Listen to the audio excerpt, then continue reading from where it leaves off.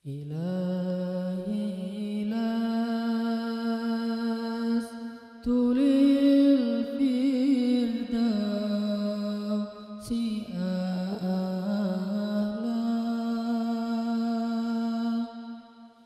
ولا أقوى على النار الجحيم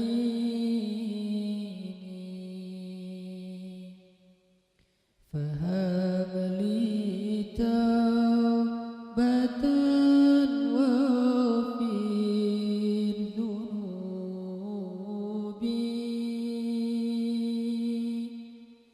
فإنك غافر الذنب العظيم.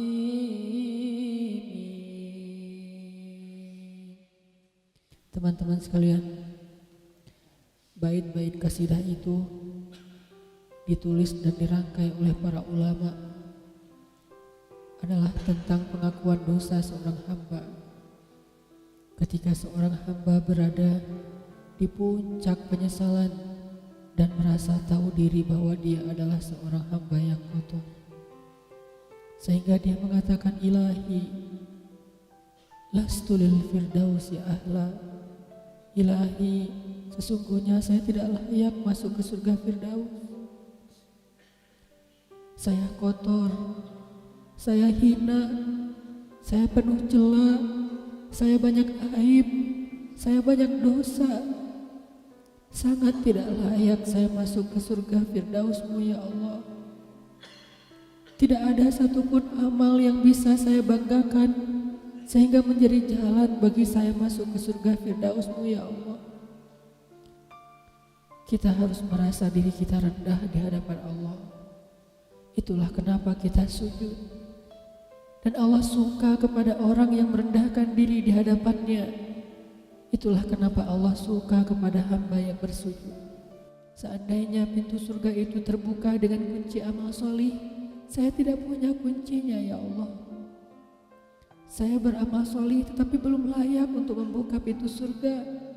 Saya sholat, saya puasa, saya tarawih, saya sedekah, tapi semua itu belum cukup untuk membuka pintu surga karena keterbatasan amal solih saya. Masih banyak kesalahan dalam amal-amal yang saya kerjakan karena saya bodoh ya Allah. Lalu bagaimana nasib saya kelak di akhirat ya Allah?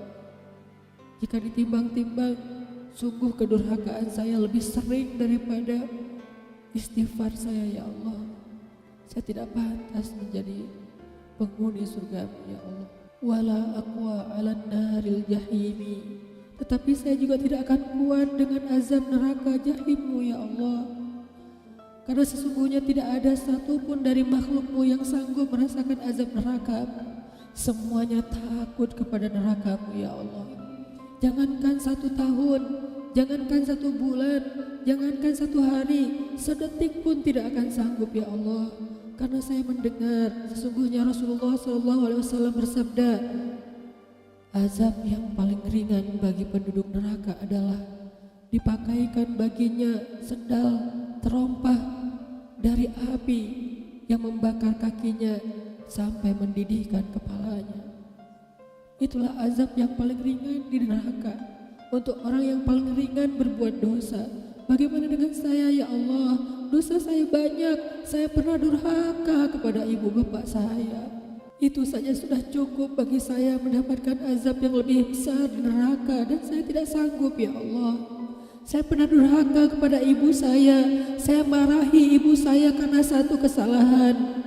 Padahal saya lebih sering berbuat salah dibandingkan ibu saya.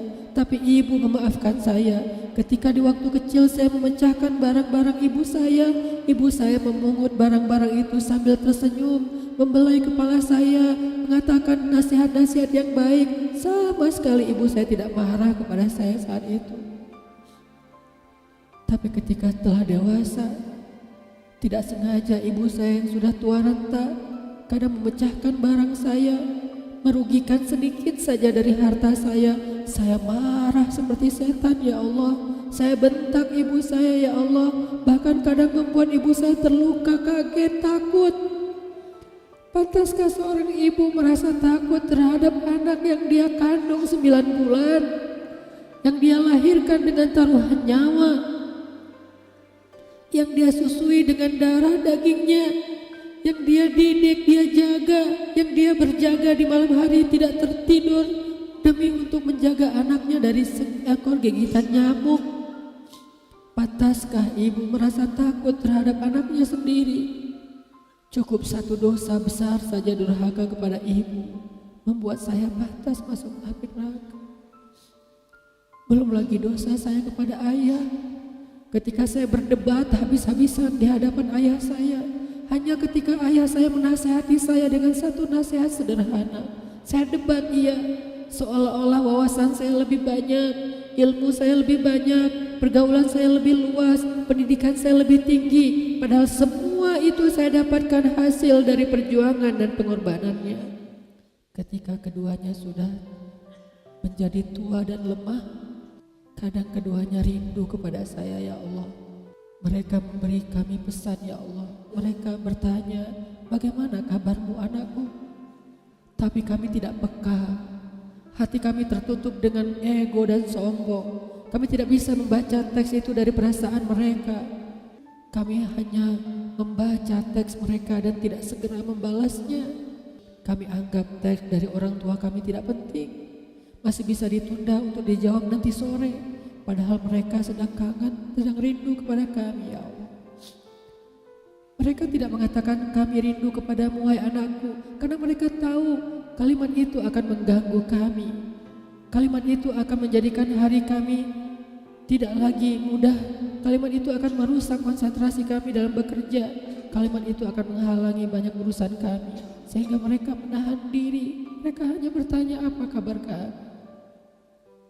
Lalu kapan kami berbakti kepada mereka, ya Allah? Sampai seusia ini kami masih merepotkan mereka, ya Allah. Kapan kami akan berbakti kepada mereka? Rasanya kami lupa. Entah kapan kami pernah memijat kaki mereka setelah mereka seharian bekerja. Entah kapan kami pernah memberikan minuman hangat untuk mereka.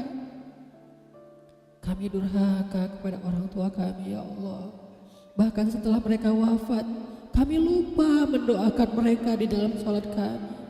Harusnya kami disiksa di api neraka, tetapi kami tidak kuat, ya Allah. Belum lagi durhaka, kedurhakaan kami yang lain, dosa-dosa besar kami yang lain. Kami pernah bermaksiat kepadamu diam-diam, ya Allah.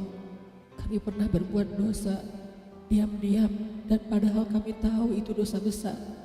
Tapi kami tidak peduli, kami tidak takut kepadamu. Seolah-olah ancamanmu itu hanyalah mitos, seolah-olah ancamanmu itu hanyalah fiktif, seolah-olah apa yang kau firmankan di dalam Al-Quran itu tidak benar-benar ada. Kami sombong menantangmu dengan berbuat dosa. Banyak dosa yang kami tidak bisa menyebutkan satu persatu, ya Allah. Keluh lidah kami untuk menyebutkan dosa-dosa kami, ya Allah. Malu untuk menyebutkan dosa-dosa kami, ya Allah. Tidak ada yang bisa kami harapkan darimu selain Engkau terima taubat kami, ya Allah. Fahabli taubatan, beri kami taubat yang nasuha, ya Allah. Terima taubat kami, ya Allah. Kami belum berani meminta surgamu, kami juga tidak akan kuat dengan nerakamu. Kami meminta terimalah taubat kami, penyesalan kami,